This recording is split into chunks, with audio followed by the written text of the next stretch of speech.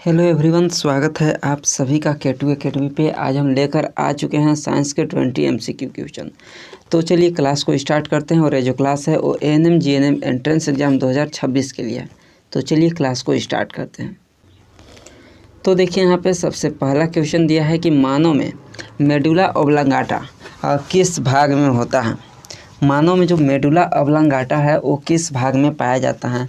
Option यहाँ पे दिया है सेरिब्रम, सेरिबेलम और ब्रेन स्टेम, स्पाइनल कॉर्ड या फिर ब्रेन स्टेम या फिर स्पाइनल कॉर्ड किस भाग में पाया जाता है यहाँ पे बताइए। तो सबसे पहले हम जानेंगे कि मेडुला ऑब्लांगाटा क्या होता है। तो जो मेडुला ऑब्लांगाटा होता है वो मस्तिष्क का जो सबसे निचला यहाँ पे भाग होता है, जो कि रीढ़ की हड्डी यानी कि स्पाइनल कॉर्ड और मस्तिष्क को जोड़ता है। और यह क्या करता है, जैसे कि शरीर के जैसे कोई भी अनैच्छिक क्रिया होता है, जैसे कि सांस लेना, हार्ट बीट, जो हार्ट रेट है या फिर कोई ब्लड प्रेशर है, ये सब जो है उसको नियंत्रित करने का काम करता है।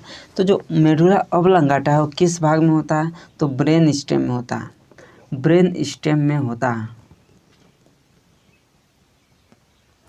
ब्रेन स्टेम के अंदर होता है। सेरिब्रम क्या होता है, तो आपको बतला दें यहाँ पे कि जो ब्रेन होता है मनुष्य के, इसको 3 भाग में यहाँ पे बांटते हैं। इसका 3 भाग होता है, अग्र मस्तिष्क, मध्य मस्तिष्क और पश्च मस्तिष्क। यानी कि फोर ब्रेन, हिंड ब्रेन और जो होता है वो अग्र मस्तिष्क एक होता है। तो इसको 3 भाग में बांटते हैं। यानी कौन कौन, फोर ब्रेन, मिड ब्रेन और हिंड ब्रेन। तो देखिए यहाँ पे जो सेरिब्रम होता है वो सेरिब्रम कहाँ पे पाया जाता है, तो वो फोर ब्रेन यानी कि अग्र मस्तिष्क में पाया जाता है। और सेरिबेलम जो होता है वो पश्च मस्तिष्क में पाया जाता है। पश्च मस्तिष्क में पाया जाता है। अब आपसे यहाँ पे एक क्वेश्चन पूछा जाएगा कि मस्तिष्क का सबसे बड़ा हिस्सा कौन होता है।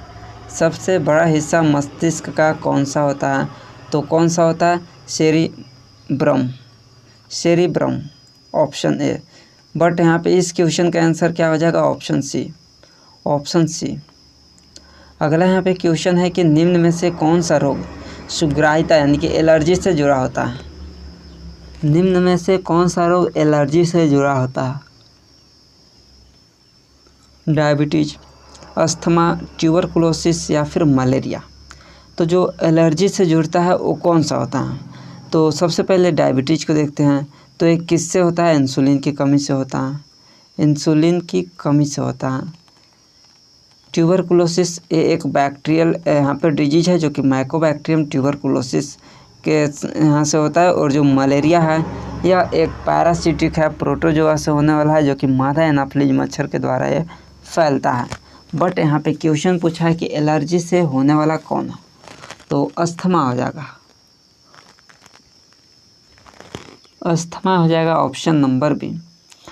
अस्थमा जो होता है वो एलर्जी से होता है। और ये अक्सर जो है वो धूलकण हो गया या फिर पोलन यानी कि परागकण जो होता है या फिर पालतू जानवरों के बाल में होने वाला जो एलर्जी होता है उसके कारण होता है। और इसमें जो होता है वो श्वसन नली जो होता है वो उसमें इन्फ्लामेशन हो जाता है, सूजन हो जाता है। इसके बाद यहाँ पे अगला क्वेश्चन है कि पौधों में बीज की कोशिका दीवार यानी कि मिडिल लेमेला मुख्य रूप से किसकी बनी होती है। किसकी बनी होती है, सेल्यूलोज की, पैक्टिन की, लिग्निन की या फिर काइटिन की। तो ये जो बनी होती है वो पैक्टिन की।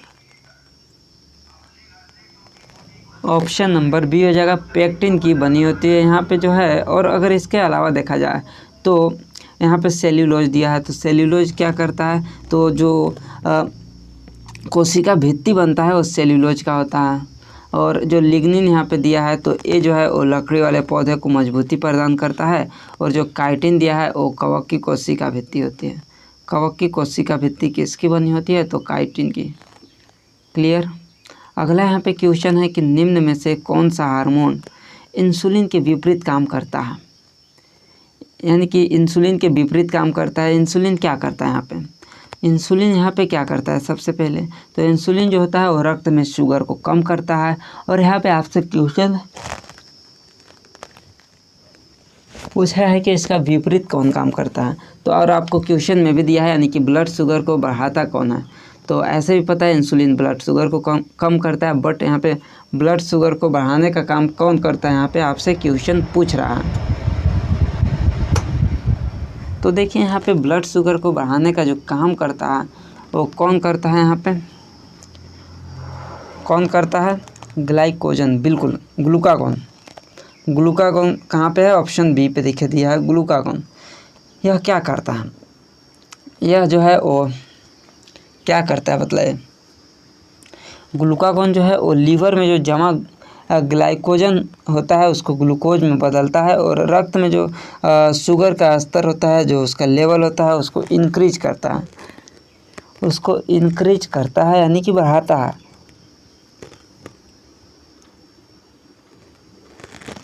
क्लियर।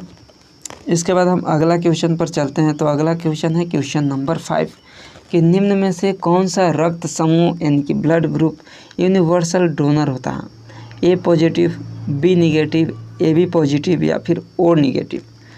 तो यहाँ पे यूनिवर्सल डोनर और एक होता है क्वेश्चन आपका यूनिवर्सल रिसीवर। यूनिवर्सल रिसीवर, तो यूनिवर्सल डोनर मतलब कि किसी को भी वो अपना ब्लड जो है वो डोनेट कर सकता है, और यूनिवर्सल रिसीवर मतलब कि ये जो है वो किसी से भी यानी कि कोई भी ब्लड ग्रुप का वो ब्लड को रिसीव कर सकता है। तो यहाँ पे पूछा है यूनिवर्सल डोनर पूछा है, तो वो निगेटिव होता है यूनिवर्सल डोनर। बट अगर जो यहाँ पे यूनिवर्सल रिसीवर अगर आपसे पूछता तो ए भी पॉजिटिव होता, ए भी पॉजिटिव होता है यूनिवर्सल रिसीवर, और जो यूनिवर्सल डोनर होता है वो ओ निगेटिव होता है, ओ निगेटिव होता है। Clear, clear. Positive negative RH factor होता है, RH फैक्टर होता है। अगला यहाँ पे क्वेश्चन है, क्या क्वेश्चन दिया है कि निम्न में से कौन सा धातु प्रकृति में स्वतंत्र अवस्था में पाया जाता है। कौन सा धातु जो है वो प्रकृति में स्वतंत्र अवस्था में पाया जाता है, आयरन है, सोडियम, गोल्ड या फिर कैल्शियम। तो देखिए स्वतंत्र अवस्था में जो पाया जाता है वो गोल्ड पाया जाता है, गोल्ड पाया जाता है, यानी कि यहाँ पे सोना पाया जाता है। ये इसको संकेत होता है, तो क्या पाया जाता है, गोल्ड पाया जाता है। और सोना जो होता है वो बहुत ही कम क्रियाशील धातु है, और यह ऑक्सीजन या फिर नमी से क्रिया नहीं करता है, इसलिए शुद्ध रूप में मिलता है। इसके अलावा अगर अदर विकल्प देखा जाए तो जैसे कि यहाँ पे कैल्शियम हो गया, सोडियम हो गया या फिर आयरन हो गया, ये सब जो है वो रिएक्शन कर जाता है, जल से भी करता है, नमी से कर जाता है, धातु से भी कर जाता है। तो ये जो है वो क्रियाशील होते हैं, इसलिए ये स्वतंत्र अवस्था में नहीं रहते हैं प्रकृति में। इसके बाद यहाँ पे अगला क्वेश्चन दिया है क्वेश्चन नंबर 7 कि निम्न में से कौन सा यौगिक अम्ल है। इनमें से कौन सा यौगिक है जो अम्ल है, NaOH, KOH, H2SO4 या फिर NaCl। तो देखिए आपको हम ट्रिक बतलाए थे पहले कि ऑक्सीजन जिसमें 2 या 2 से अधिक होता है, 2 या 2 से अधिक होता है वो एसिड होता है।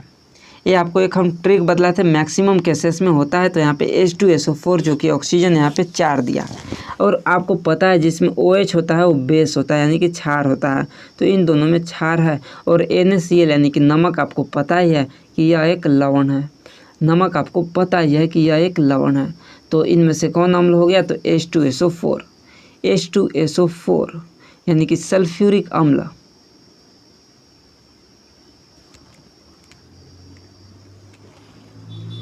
सल्फ्यूरिक अम्ल, और सल्फ्यूरिक अम्ल को अम्लों का राजा भी कहा जाता है। अगला क्वेश्चन है कि पानी में NaCl घोलने पर कौन सा आयन बनता है। पानी में NaCl क्या होता है, NaCl जो होता है वो लवण होता है। नमक जो है उसको घोलने पे क्या मिलता है, क्या मिलता है, Na+ and Cl- Na and O2, Cl and O2, और यहाँ पे बदले क्या मिलता है, तो आपको पता है Na और Cl मिलता है। लेकिन यहाँ पे अब एक चीज़ और आप बतलाइए, क्या यहाँ पे बतलाना है कि जो अम्ल होता है उसका pH मान क्या होता है, अम्ल का pH मान क्या होता है, और क्षार का pH मान क्या होता है।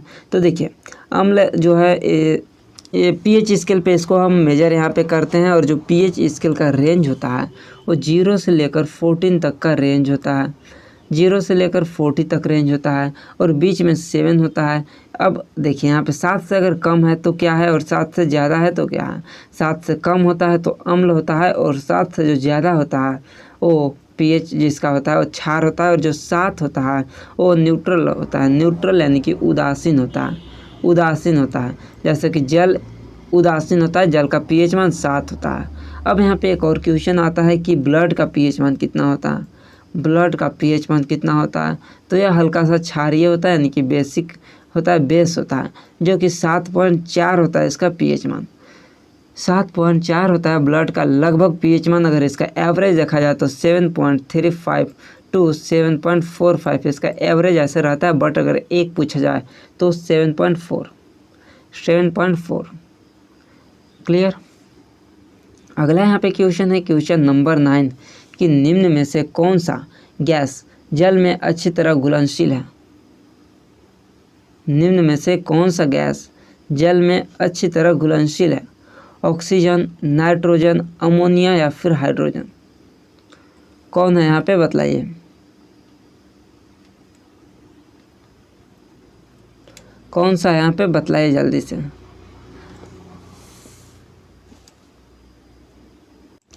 तो यहाँ पे बताइए जल्दी से। तो अमोनिया जो होता है वो जल में अच्छी तरह घुलनशील होता है और ये जो होता है वो NH3 इसका क्या होता है, रासायनिक सूत्र होता है अमोनिया का। अगला यहाँ पे क्वेश्चन है कि निम्न में से कौन सा पदार्थ सर्वाधिक विद्युत का चालक है। ग्लास, रबर, कॉपर या फिर प्लास्टिक। तो देखिए प्लास्टिक तो होगा नहीं, रबर भी नहीं, ग्लास भी नहीं, तो कॉपर होता है। कॉपर होता है ऑप्शन नंबर सी। अगला क्वेश्चन है यहाँ पे देखिए क्वेश्चन नंबर 11 की एक वस्तु 5 मीटर पर सेकेंड स्क्वायर के इक्वल एक्सेलरेशन से 4 सेकेंड तक चलती है तो उसका फाइनल वेलोसिटी क्या होगा। फाइनल वेलोसिटी क्या होगा। तो यहाँ पे देखिए हमारे पास ए बराबर दिया है 5 मीटर पर सेकेंड स्क्वायर, टी बराबर 4 और जो यहाँ पे यू बराबर दिया है यानी कि प्रारंभिक यहाँ पे वेग बराबर दिया है वो क्या दिया है 0 और हमें यहाँ पे अंतिम वेग पूछा है, वेलोसिटी यहाँ पे पूछा है। तो देखिए क्या होगा, हमें यहाँ पे गति का प्रथम नियम का फॉर्मूला पता है कि v बराबर होता है u plus A T. v बराबर निकालना है, u बराबर पता है 0 प्लस a बराबर यानी कि एक्सेलरेशन बराबर 5 दिया है और समय दिया है वो 4 सेकंड दिया है। तो 5 गुना 4 यानी कि 20 मीटर पर सेकेंड वेग का जो होता है वो वेलोसिटी का जो ऐसा ही का होता है वो मीटर पर सेकेंड। तो 20 मीटर पर सेकेंड हो जाएगा option number C. Option number C. अगला क्वेश्चन है कि 120 वोल्ट और 6 एम्पियर वाले परिपथ में पावर कितना होगा। पावर बराबर पूछा है, शक्ति बराबर वी आई होता है। वी बराबर 120 दिया है और आई बराबर 6 दिया है एम्पियर। तो 120 गुना 6 करेंगे तो यहाँ पे 720 वाट आएगा, जो कि ऑप्शन नंबर फर्स्ट पे ही दिया हुआ है। ऑप्शन नंबर फर्स्ट पर ही दिया हुआ है।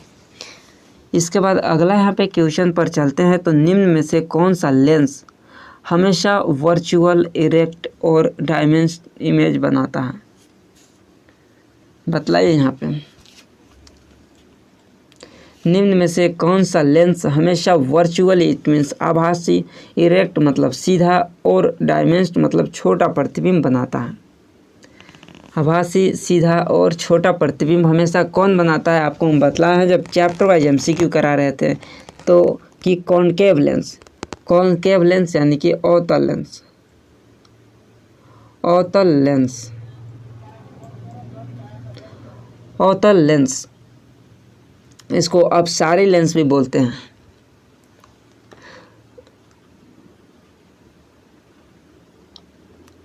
और यह हमेशा कैसा प्रतिबिंब बनाता है, सीधा बनाता है, आभासी बनाता है और छोटा प्रतिबिंब बनाता है। अगला यहाँ पे क्वेश्चन है क्वेश्चन नंबर 14 कि 1 kg वस्तु को 10 मीटर ऊपर उठाने पे कितना पोटेंशियल एनर्जी बढ़ेगी। तो पोटेंशियल एनर्जी बराबर क्या हो जाएगा, पोटेंशियल एनर्जी बराबर क्या हो जाएगा, mgh formula mgh। m for mass, गुरुत्वीय त्वरण और हाइट। तो मास क्या हो जाएगा, मास दिया है 1 kg गुना यहाँ पे गुरुत्वीय त्वरण 10 होता है जी बराबर, और गुना हाइट कितना है तो 10 मीटर है। 10 मीटर दिया हुआ है हाइट यहाँ पे, तो 10 गुना 10 गुना 1 यानी कि 100 जूल। 100 जूल हो जाएगा option number C. Option number C हो जाएगा 100 जूल। अगला यहाँ पे क्वेश्चन दिया हुआ है कि निम्न में से कौन सा ध्वनि की आवृत्ति फ्रीक्वेंसी की इकाई है। निम्न में से कौन सी ध्वनि की आवृत्ति यानी कि फ्रीक्वेंसी की इकाई है, मीटर पर सेकेंड, हर्ज, वॉट या फिर न्यूटन। तो मीटर पर सेकेंड किसका होता है, चाल या वेग का होता है। हर्ज हो जाएगा इसका राइट आंसर। वाट जो होता है वो शक्ति का होता है, और न्यूटन जो होता है वो बल का होता है, बल का होता है। तो राइट आंसर हो जाएगा ऑप्शन नंबर बी, हर्ज। अगला यहाँ पे क्वेश्चन दिया हुआ है कि निम्न में से कौन सा रोग भोजन के माध्यम से फैलता है। भोजन के माध्यम से कौन सा रोग यहाँ पे फैलता है। तो ऑप्शन है इन्फ्लुएंजा, टाइफॉइड, मलेरिया या फिर डेंगू। तो सबसे पहले इन्फ्लुएंजा को देखते हैं। तो इन्फ्लुएंजा किससे फैलता है, हवा के माध्यम से, या तो हम खांसते हैं, छींकते हैं, या फिर जो ड्रॉपलेट्स होता है, बूंदे जो होता है उसके माध्यम से फैलता है। इसके अलावा मलेरिया, और यहाँ पे दिया है मलेरिया किससे फैलता है और डेंगू किससे फैलता है। तो ये दोनों जो है वो मच्छर से फैलता है, मच्छर के काटने से, जो इन्फेक्टेड मच्छर होते हैं उसके काटने से फैलता है। मलेरिया जो है वो मादा एनाफिलीज मच्छर, और जो डेंगू होता है वो एडिज मच्छर के काटने से फैलता है, ना कि भोजन से। और जो टाइफाइड होता है ये किससे फैलता है, ये एक जीवाणु जनित यानी कि बैक्टीरियल डिजीज है, जीवाणु जनित है, जो कि साल्मोनेला टाइफी नाम के बैक्टीरिया से होता है। और ये जो मुख्य रूप से किससे फैलता है, तो दूषित पानी हो गया, दूषित भोजन हो गया, ये सब यहाँ से ग्रहण करने से, यानी कि लेने से, दूषित पानी, दूषित भोजन, या फिर कंटामिनेटेड बोल सकते हैं, फूड एंड वाटर। और मुख्य रूप से जो इसका जो बैक्टीरिया होता है वो कौन होता है, साल्मोनेला टाइफी बैक्टीरिया, आपको याद रखना है। इसके बाद हम अगला क्वेश्चन पे आते हैं। तो अगला क्वेश्चन है क्वेश्चन नंबर 17 के निम्न में से कौन सा पदार्थ अम्लीय वर्षा यानी कि एसिड रेन का मुख्य कारण होता है। तो एसिड रेन का जो मुख्य कारण होता है वो कौन होता है, CO2, SO2 एंड NO, यहाँ पे NOx, O3 या फिर N2। तो यहाँ पे जो मुख्य कारण होता है वो SO2 एंड NO2 होता है, SO2 एंड NO2 होता है। Option number B, option number B यहाँ पे इसका राइट आंसर हो जाएगा। सल्फर डाइऑक्साइड एंड जो नाइट्रोजन के ऑक्साइड होते हैं हमें NO2 कर सकते हैं। तो नाइट्रोजन डाइऑक्साइड जो होते हैं सल्फर के ऑक्साइड, और किसके ऑक्साइड, यहाँ पे सोडियम के ऑक्साइड। ये मुख्य रूप से यहाँ पे किसके लिए होता है, एसिड रेन के लिए, एसिड रेन के लिए होता है। इसके बाद अगला क्वेश्चन यहाँ पे है कि निम्न में से कौन सा मानव शरीर का तापमान नियंत्रित करता है। निम्न में से कौन सा मानव शरीर के तापमान नियंत्रित करता है, सेरिब्रम, हाइपोथैलेमस, सेरिवेलम या फिर मेड्यूला। कौन यहाँ पे नियंत्रित करता है, कौन नियंत्रित करता है यहाँ पे बताइए। तो देखिए जो मानव शरीर का जो तापमान होता है उसको नियंत्रित कौन करता है, तो हाइपोथैलेमस करता है। Hypothalamus option number B, hypothalamus करता है। एक कहाँ पे पाया जाता है, तो अग्र मस्तिष्क में पाया जाता है। हाइपोथैलेमस जो है वो अग्र मस्तिष्क में पाया जाता है। अगला यहाँ पे क्वेश्चन है क्वेश्चन नंबर 19 की निम्न में से कौन सा ऊर्जा का नॉन रिन्यूएबल सोर्स है। नॉन रिन्यूएबल सोर्स मतलब क्या होता है बताइए यहाँ पे, यानी कि अनवीकरणीय स्रोत कौन सा है। अनवीकरणीय स्रोत कौन सा है, सोलर हो गया, वाइंड, कोयल यानी कोयला, या फिर हाइड्रो। तो देखिए अनवीकरणीय जो स्रोत होता है जो सीमित मात्रा में होता है और एक बार ख़त्म होने के बाद इन्हें दोबारा बनने में लाखों साल लग सकते हैं, ये होते हैं कौन, नॉन रिन्यूएबल, अनवीकरणीय स्रोत। तो इसमें कौन आ सकता है, तो कोयल यानी कि कोयला आ सकता है, कोयला आता है इसमें, कोयला। इसके अलावा जो सोलर, वाइंड, हाइड्रो ये सब है वो रिन्यूएबल सोर्सेस में आ जाएगा, यानी नवीकरणीय स्रोत में आ जाएगा, नवीकरणीय स्रोत में आ जाएगा। तो ऑप्शन सी हो जाएगा इसका राइट आंसर। अगला क्वेश्चन है कि निम्न में से कौन सा लवण है। तो लवण कौन है आप लोग यहाँ पे बतलाइए। हम अभी आपको बतलाए थे कि लवण यानी कि आपको क्या बतलाए थे, नमक बतलाए थे। तो नमक क्या था, NaCl, NaCl नमक, यहाँ पे ऑप्शन नंबर सी। अब बतलाइए कि इनमें से कौन एसिड है यानी कि अम्ल है। अम्ल इनमें से कौन है, तो अम्ल आपको यहाँ पे HCl देखने को मिलता है, हाइड्रोक्लोरिक अम्ल और सल्फ्यूरिक अम्ल H2SO4। अब यहाँ पे क्वेश्चन है कि इनमें से क्षार कौन है, तो सोडियम हाइड्रोक्साइड, ऑप्शन बी यहाँ पे यह एक क्षार है। तो यहाँ पे लवण कौन हो गया, NaCl। लवण यहाँ पे कौन सा हो गया, NaCl, यहाँ पे लवण हो जाएगा। क्लियर। तो यही था आज के क्लास के 20 MCQ क्वेश्चन। इसके आंसर की के साथ आप लोगों को PDF टेलीग्राम पर मिल जाएगा। और चैनल पर नए हैं तो चैनल को सब्सक्राइब कर लीजिए, अपने दोस्तों के पास शेयर कीजिएगा और इसको लाइक नहीं किए हैं तो लाइक कीजिएगा। बाकी क्लासेस आप लोग कंटिन्यू कीजिए, GK का भी क्लासेस हो रही है और साइंस का भी क्लासेस हो रही है। तो मिलते हैं अगली क्लास में।